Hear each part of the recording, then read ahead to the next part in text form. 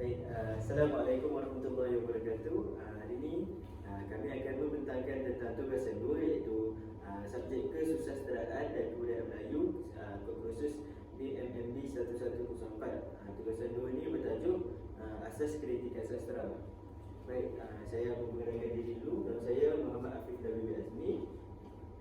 Nama saya Ahmad Alif Fakri bin Zaidi. Baik, kita masuk kepada seterusnya, iaitu pengenalan. Pengenalannya, mengkritik merupakan satu usaha untuk menghakim, memutuskan nilai baik atau buruknya sesebuah karya sastera seperti cerpen, novel dan sebagainya.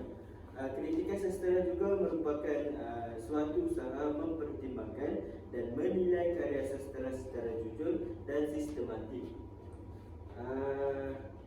Analisis dalam konteks kritikan sastera bersifat mengurai, membincang, membedah dan mendalami aspek penghayatan. Kritikan sastera juga melibat proses penilaian.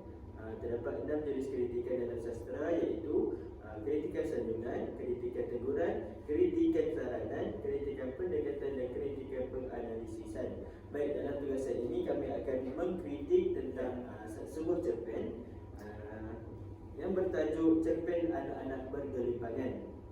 Kritikan yang kami masukkan ialah kritikan sanjungan dan juga kritikan teguran. Baik, sinopsisnya. Sinopsis cerpen anak-anak yang bergelimpangan ini, dia mengisahkan tentang kehidupan sebuah masyarakat ikan. Iaitu merupakan wakil seekor ikan yang bernama Harwan. Terdapat ahli masyarakat ikan yang lain yang hidup aman dan damai di dalam sungai tengah sini. Harwan memberi peringatan kepada rakan-rakan ikan yang lain meliputi keli, uyu, sepat, seberang, lampang, termilian, terbui, bau, kelah dan lain-lain.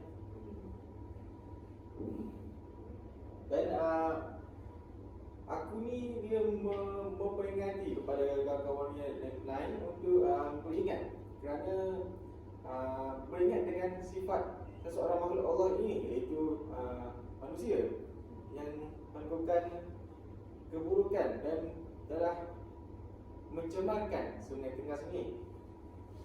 Awan memberi peringatan tentang kisah-kisah sedih di sungai lain dalam dunia ini yang telah menyebabkan kehidupan di air musnah ataupun mati akibat pencemaran dan sebagainya. Malah akal manusia sangat sedih untuk membuat tipu hilang bagi menangkap ikan sebanyak yang boleh untuk menjadikan makanan. Mereka menangkap ikan dengan berbagai cara seperti menjala dan melumba ikan. Kegiatan melumba ikan ini adalah perbuatan yang sangat salah dan boleh menyebabkan air sungai dicemar. Akibat perbuatan Pak Kasa, Mat Ali dan Abang Pak Alif melumba ikan telah menyebabkan anak-anak mereka sendiri mabuk dan mati bergelimpangan akibat terminum air tuba ketika mereka sedang mandi di sungai Kengas. Perbuatan mereka ini telah bukan hanya untuk kehidupan di sungai itu, malah untuk anak mereka sendiri juga, ataupun dikenali sebagai kifarah. Setelah minum air batu muda, anak itu pulih semula. Namun begitu, lebih menyedihkan masyarakat ikan ialah melihat anak-anak, cucu dan cicit ikan mati bergelimpangan akibat terkena air tuba dari hulu sungai.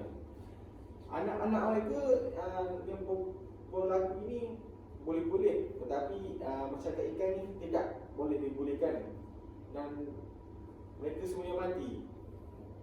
Tak bisa dipulihkan. Baik, untuk watak-watak dalam cerpen ini, yang pertama kita ada Harwan, kedua keli, ketiga puyu, dan kita ada kelah, sebarang dan lapang. Semua nama ni ialah ikan dalam ni. Jadi jalan cerita dia kat sini, cerpen anak-anak yang bergelimpangan ini sangat menarik. Diperkatakan kerana ianya mengisahkan tentang masyarakat ikan yang hidup dalam sungai. Cerpen ini merupakan cerita yang amat mendukakan para pembaca. terbaca kerana kebanyakan masyarakat ikan tersebut mati bergelimpangan akibat sifat manusia yang mementingkan diri sendiri dengan membuat ikan di kawasan sungai tersebut. Sungai merupakan anugerah yang diberi oleh Tuhan dan banyak mendatangkan manfaat kepada semua kehidupan. Tetapi adanya sifat angkuh dan sombong sungai telah banyak dicemari dan rosak akibat perbuatan manusia. Janganlah kita mencemarkan sungai. Baik, untuk kritikan sanjungan ni kita akan lihat apa itu kritikan sanjungan. Okey, sanjungan bermaksud pernyataan rasa kagum dan senang terhadap orang lain. Kritikan ini memuji karya dan pengarangnya yang berupaya untuk menghasilkan pemikiran bernas serta dapat menampilkan elemen karya yang menarik. Selain itu, kita ada satu tokoh iaitu Abdullah bin Syih, diiktiraf sebagai bapa kesusasteraan Melayu moden terutama dari perspektif gaya bahasa yang menggunakan pendekatan autobiografi dan bersifat kewartawanan dalam karyanya. Baik, seterusnya kita akan lihat kritikan sastra sanjungan dalam cerpen. Baiklah, dalam cerpen anak-anak yang bergelimpangan ini banyak menyanjung Tuhan dan perkara lain. Pembaca boleh mengetahui sanjungan ini daripada awal cerpen lagi. Seperti tajuk cerpen ini, walaupun mengisahkan tentang manusia ikan, namun ikan juga merupakan makhluk Allah yang hidup sejajar dengan manusia dan kehidupan lain. Dan ikan juga berhak untuk hidup. Dan ikan juga merupakan rezeki kepada manusia. Oleh itu, ikan sentiasa memuji dan menyanjung Allah Subhanahu Wa Taala. Contohnya, kita memang dijadikan berbeza jenis, rupa dan bentuk. Namun kita merupakan ikan. Apalah sayang kita ini? Makhluk Allah. Allah Maha Besar, Allah Maha Berkuasa, Maha Mustaklah dan segala isinya. Kata ini adalah perkataan yang menyanjung kepada Allah Subhanahu Wa Taala. Kita dijadikan begini supaya saling kenal mengenal, berkasih sayang, bersama, bantu-bantu untuk kebahagiaan di dunia ini. Sungai merupakan seterusnya ialah sungai merupakan khazanah yang perlu dipelihara dan dijaga oleh semua masyarakat Malaysia. Sungai merupakan sesuatu kewujudan yang banyak mendatangkan kebaikan dan manfaat dari segi punca rezeki dan lain-lain. Cerpen ini selain daripada menyanjung Tuhan, cerpen ini juga menyanjung kepada kewujudan sungai kerana sungai ini dapat dapat memberikan manusia ataupun kehidupan lain manfaat. Oleh itu, sungai ini perlu dijaga dan perlu dikongsi dengan pelbagai kehidupan seperti ikan, tumbuhan, manusia dan apa lagi dia hidup. Sungai perlu juga dikongsi dengan orang yang bertanggungjawab, bukan dengan orang yang seperti yang Pak Kasa dan awam Pak Lim yang saya sebut tadi, yang merupakan tidak mempunyai sebarang tanggungjawab terhadap sungai, sekaligus dapat memudaratkan kepada kehidupan di sungai tersebut. Contoh yang saya dapat dalam cerpen ini ialah walaupun Allah menjadikan sungai ke kami, tetapi makhluk Allah lain, terutama manusia, banyak mendapat manfaat daripada sungai. Kami tidak kasih. Kami adalah berkuasa dengan sesiapa sahaja asalkan tujuan yang baik. Sungai juga merupakan sumber air kepada manusia dan makhluk lain. Sungai juga merupakan sumber makanan. Sungai ada perhubungan yang penting. Kami amat menghargai penggunaan yang baik. Pada perenggan yang terakhir ini, cerpen ini menyanjung kepada sungai kerana sungai ini banyak mendatangkan manfaat pada kehidupan semua. Baik, untuk kritikan yang seterusnya ialah kritikan teguran. Baik, kritikan teguran ini merupakan kritikan yang bersifat memberi teguran dan peringatan secara ikhlas. Dalam kritikan teguran ini, ianya lebih praktikal kerana pengkritik melaksanakan kajiannya dengan lebih berimbang dengan menyatakan keistimewaan, kekuatan teks berkenaan dan menunjukkan kekurangannya. Baik, kita tengok dalam cerpen. Seterusnya, kritikan sesat teguran. Banyak unsur atau kritikan teguran yang ada dalam cerpen ini. Teguran dalam cerpen ini lebih kepada sikap manusia yang sombong dan angkuh dengan melakukan kesalahan seperti memberikan dan menjadikan di sungai Nas. Perbuatan ini amatlah tidak berkemanusiaan kepada kehidupan di sungai itu, yang menyebabkan banyak ikan mati bergelimpangan dan terapung di sungai Tengas.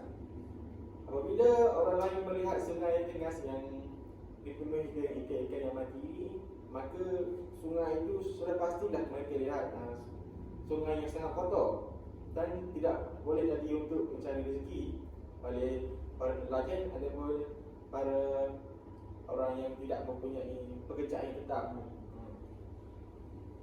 Selain itu, ada juga teguran yang ditujukan kepada mangsa agar tidak terkena musibah teruk, seperti teguran kepada ikan-ikan tersebut itu sendiri. Contoh ayat, aku, iaitu Haruman, selalu mengingati teli, puyuh, sepat, sebarah, lampam, termelian, terpui, baung, ulah dan semua pohon di sungai. Aku ini memperingatkan kepada kawan-kawan ini supaya beringatlah, kerana setengah makhluk Allah itu, terutamanya manusia, sering melakukan ataupun sengaja melakukan pelanggaran hukum hidup, seperti membuang sampah, kemudian memberikan apa semua tu. Perbuatan ini sangat memberi kesan kepada kehidupan ekosistem di Sungai Tenggara itu. Lalu aku ingatkan mereka dengan amaran bahawa dunia ini tidak selamat kecuali penghuninya mahu menghargai daripada Allah. Jika tidak bersyukur, kehidupan kita ini sendiri macam bahaya.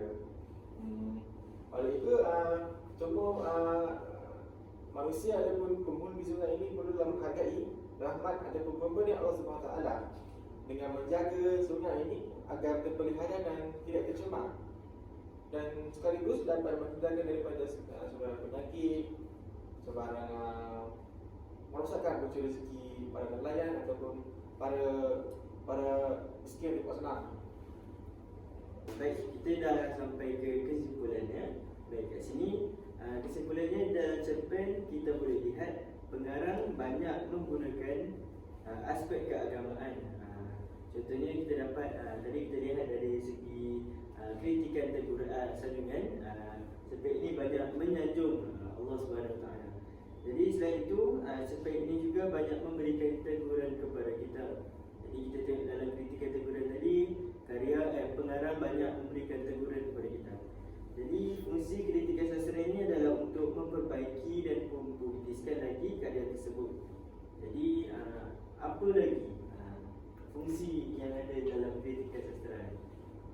Bagi saya, fungsi kritikan sastra ini adalah untuk memberi idea kepada pengarang supaya menambahkan lagi ilmu pengetahuannya ataupun meluaskan lagi ilmunya untuk menggramatiskan ataupun mencantikkan lagi ayat-ayat dalam cerpen ini supaya dapat lagi menarik perhatian kepada para pembaca untuk membaca.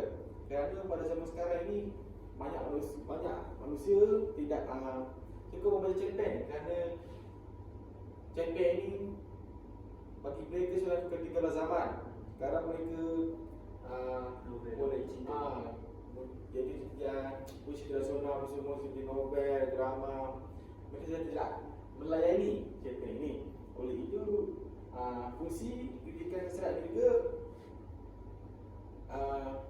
mengkritik penulisan para pengarang supaya mereka boleh lagi tahu kesalahan apa yang salah dalam mereka dapat tahu kesalahan mereka dan dapat memperbaiki lagi dan tidak akan lagi mengulangi kesalahan-kesalahan yang mereka sudah lakukan. Oleh itu, kritikan sastra ini menjadi aspek yang penting dalam sastra untuk menjadikan karya yang dihasilkan lebih menarik. Saya rasa dalam cerpen ini ada banyak pengajarannya, iaitu bagi kita semua sebagai umat manusia ni perlulah prihatin dan bertanggungjawab terhadap persekitaran kita, sama ada sungai maupun hutan-hutan. kerana hutan-hutan dan sungai ini ada kepentingannya. Seperti hutan, kepentingannya adalah untuk menahan hujan agar tanah di kawasan bukit-bukit ini tidak runtuh dan tidak akan membahayakan kepada mana-mana kehidupan. Dan sungai ini perlulah dijaga kerana Sumber air, merupakan sumber air, sumber elektrik, sumber makanan, sumber kepada manusia. manusia dan haiwan. Ya, manusia dan haiwan juga. Oleh itu, sungai ini merupakan komponen penting lah dalam bumi ini, dalam dunia ini. Kerana sungai ini amatlah berharga kepada kita semua. Oleh itu, pihak berkuasa ataupun pihak berwajib hendaklah mengupasakan undang-undang agar segala perbuatan yang salah ini dapat Diatasi. diatasi ataupun dibendung agar tidak terjadi lagi kisah ini. Sekian saja daripada kami. Sekian, terima kasih.